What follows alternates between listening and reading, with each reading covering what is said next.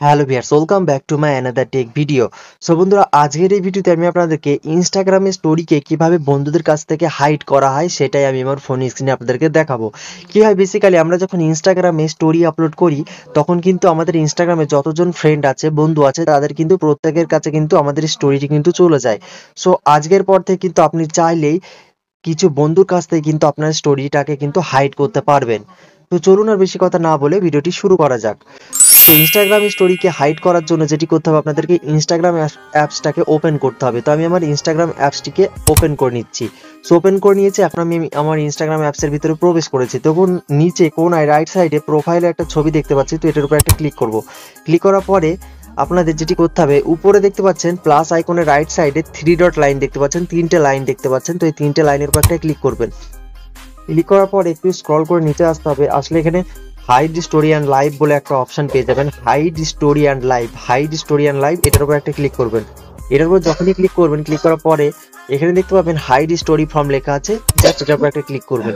এটার উপর যখনই ক্লিক করবেন, ক্লিক করার পরে এখন আপনি মানে যে বন্ধুর কাছ থেকে আপনার স্টোরিটাকে হাইড করতে চাচ্ছেন তার প্রোফাইলটাকে আপনাকে চুজ করতে হবে। সো আমি ফর এক্সাম্পল একটা, দুটো, তিনটে, আমি এই 3টে বন্ধুর কাছ থেকে আমার স্টোরিটাকে হাইড করব, সেজন্য আমি এই 3টে বন্ধুর প্রোফাইলটাকে এখান থেকে সিলেক্ট করে নিয়েছি। সো আপনি যতজন বন্ধুর কাছ থেকে আপনার স্টোরিটাকে হাইড করতে চাচ্ছেন সেই বন্ধুদের প্রোফাইলকে আপনাকে চুজ করে নিতে হবে। তো আমি এখানে 3টে বন্ধুর প্রোফাইলটাকে এখান থেকে চুজ করে নিয়েছি।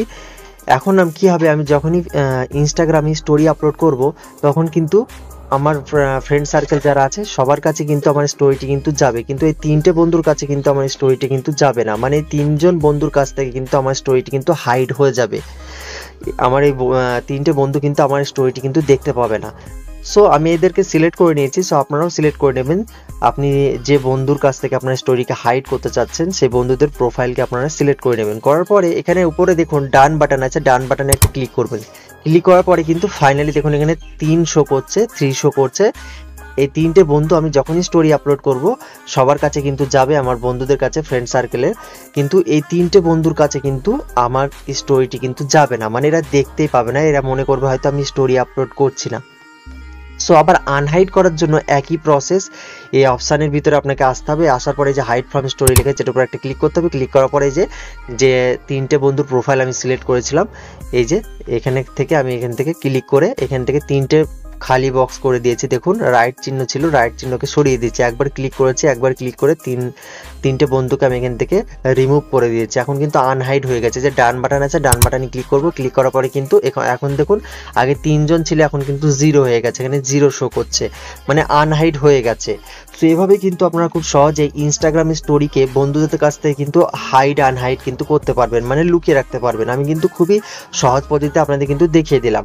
সো ভিডিওটি দেখে যদি আপনার একটু উপকারে লাগে, কিছু শিখে থাকেন, তাহলে অবশ্যই ভিডিওটিকে একটা লাইক করে চ্যানেলটিকে সাবস্ক্রাইব করে পাশে থাকবেন, কেননা আমার এই চ্যানেলে কিন্তু প্রতিদিন এরকম ইন্টারেস্টিং হেল্পফুল ভিডিও আপলোড হতেই থাকে।